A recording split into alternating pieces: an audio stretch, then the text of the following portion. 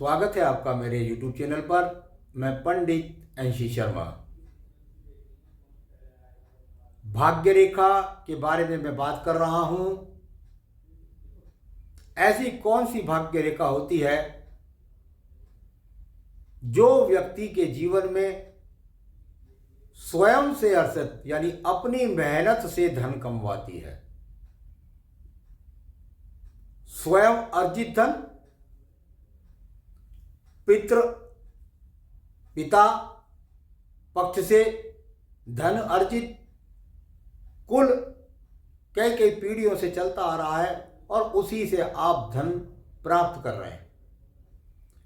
तो 3 प्रकार की संपत्ति व्यक्ति के जीवन के अंदर प्राप्त होती है और ये हस्तरेखा उसको स्पष्ट रूप से बता देती है। तो चलिए बात करते हैं यहां पर। तो सबसे पहले जान लीजिए कि स्वयं से अर्जित रेखा कौन सी होती है। जो व्यक्ति स्वयं से मेहनत से अपने कर्म से धन कमाते हैं उनकी रेखा कौन सी होती है। आपके पास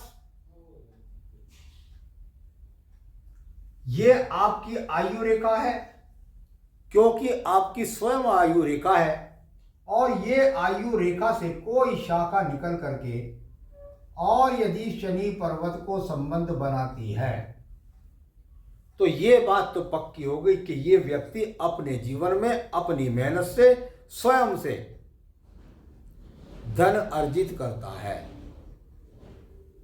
इसमें कभी कभी रेखा यहां कर्म क्षेत्र से आ जाती है, मंगल पर्वत से। इस रेखा में और इस रेखा में फर्क है। इसमें व्यक्ति को ज्यादा मेहनत नहीं करनी पड़ी और मान लिया उसे कोई नौकरी मिल गई, उसके द्वारा धन कमाना।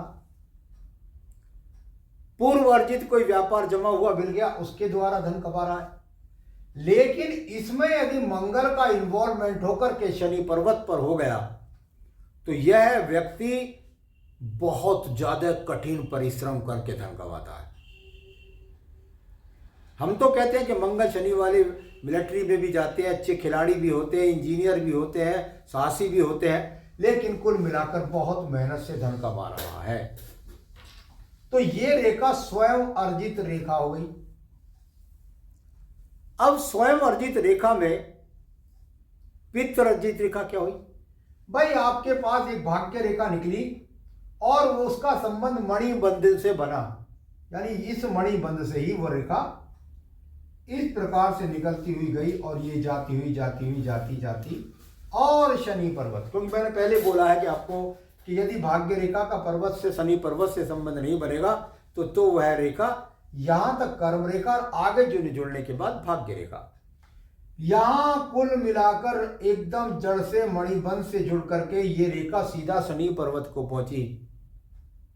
बस व्यक्ति को पूर्व अर्जित काम मिला, यानी एक तरह से पितृ अर्जित काम मिला, परिवार का सहयोग मिला।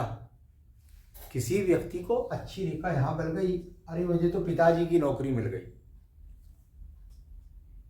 या किसी को बुद्ध पर्वत पर बहुत अच्छी रेखा मिल गई, भाई मुझे तो पिता, ऐसा नहीं है कि कुल मिलाकर एक कोई नौकरी ही मिलती है। भाई पितृ अर्जित है तो व्यक्ति को अपना व्यापार भी तो मिल सकता है, परिवार का व्यापार, और उसके बाद एक सुंदर सी बुद्ध रेखा उसके पास होती है। यानी व्यक्ति को परिवार का व्यापार मिला, स्थायी रूप से मिला। व्यक्ति को परिवार से सहयोग मिला, स्थायी रूप से मिला, और उसी व्यापार को व्यक्ति या उसी कृषि के क्षेत्र को, मंगल का इन्वॉल्वमेंट अच्छा हो कृषि के क्षेत्र को, या यहां पर एक रेखा जाकर के इसका मंगल से संबंध बना। भाई पिताजी भी वकील थे, दादा भी वकील थे, खुद भी वकील है, ऐसा होता है। तो ये एक काम या एक व्यापार या नौकरी या कृषि क्षेत्र, कोई भी चीज है वो पितृ अर्जित प्राप्त हो गई यदि आपको शनि पर्वत आप पहुंच गए।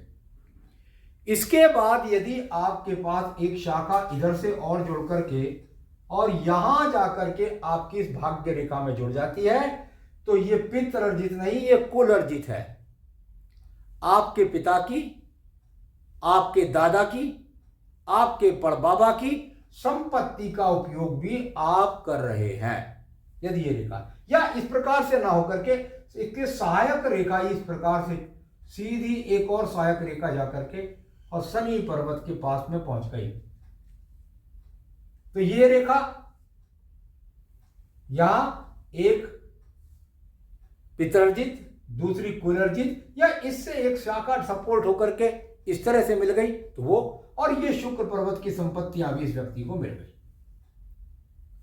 तो कुल मिलाकर के इस व्यक्ति के जीवन में कभी कभी देख रहे माता यहां से भाग्य रेखा जाकर इस प्रकार से मिल गई, भाई ये भी व्यक्ति ने अपने पूर्व के व्यापार के काम में, पिताजी के काम में बस दूर से जुड़कर के एक्सपोर्ट इंपोर्ट का और इसके अंदर समावेश कर दिया। तो पूर्व अर्जित, कुल अर्जित और स्वयं अर्जित तीनों अर्जित संपत्तियां आपके हाथ के अंदर ये रेखा है तो आपको प्राप्त होंगी। आगे भी अन्य विषयों को लेकर के मैं समय समय पर अवगत कराता रहता हूं। आप मुझसे जुड़े रहिए। तब तक के लिए नमस्कार। 3 बना दी ना।